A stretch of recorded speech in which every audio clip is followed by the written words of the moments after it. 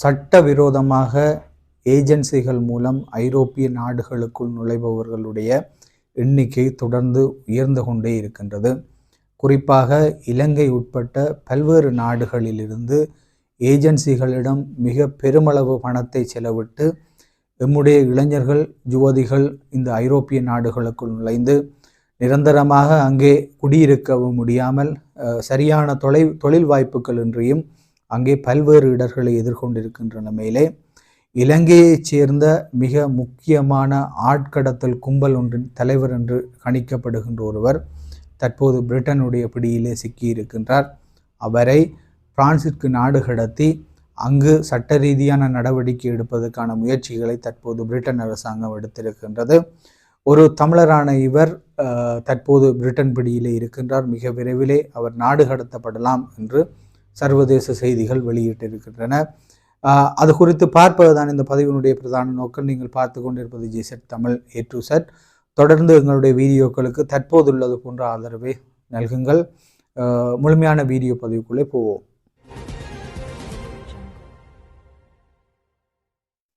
சதாசிவம் சிவகங்கன் என்ற இலங்கையைச் சேர்ந்த தமிழர் ஒருவர்தான் இந்த ஐரோப்பிய நாடுகளுக்கு ஆட்கடத்தலிலே ஈடுபட்ட மிக தீவிரமான ஒரு குழுவினுடைய தலைவராக பிரிட்டன் நீதிமன்றம் கணித்திருக்கின்றது. அதேபோல் பிரான்சுடைய நீதிமன்றமும் கணித்திருக்கின்றது.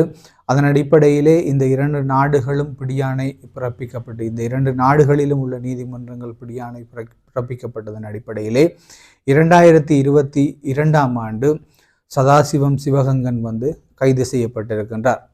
2003ஆம் ஆண்டிலே இலங்கையிலிருந்து பிரிட்டனிலே அகதி தஞ்சம் கோரி பிரிட்டனுக்குள் நுழைந்த சதாசிவம் சிவகங்கனுக்கு பிரிட்டன் அரசாங்கம் அங்கு தங்கியிருப்பதற்கான குடியுரிமையை வழங்கியதோடு அவருடைய குடும்பத்தினருக்கும் குடியுரிமையை வழங்கியிருக்கின்றது.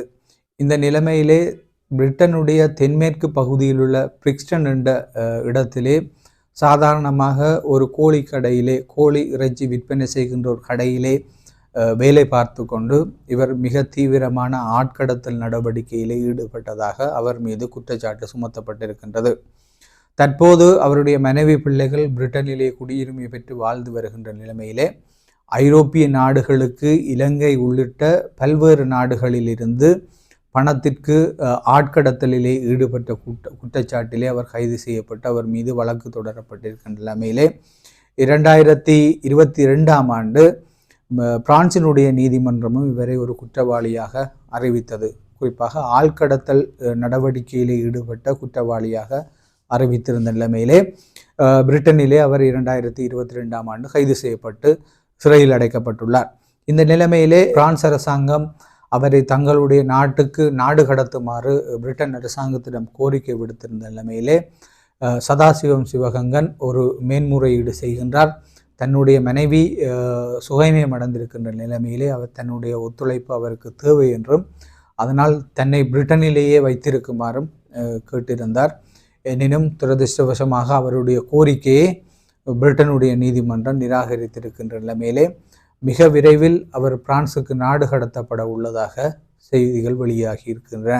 இவர் பிரான்சுக்கு நாடு கடத்தப்படுகின்ற போது பிரான்சினுடைய நீதிமன்ற நடவடிக்கைகளுக்கு உட்படுத்தப்பட்டு அங்கு அவர் தண்டிக்கப்படலாம் என்று சர்வதேச செய்திகள் தெரிவிக்கின்றன. குறிப்பாக ஏஜென்சிகளை நம்பி பல லட்சங்களை செலவிட்டு எங்களுடைய இளைஞர்கள் நாளாந்தம் நாங்கள் தினசரி பார்க்கக்கூடியதாக இருக்கின்றது.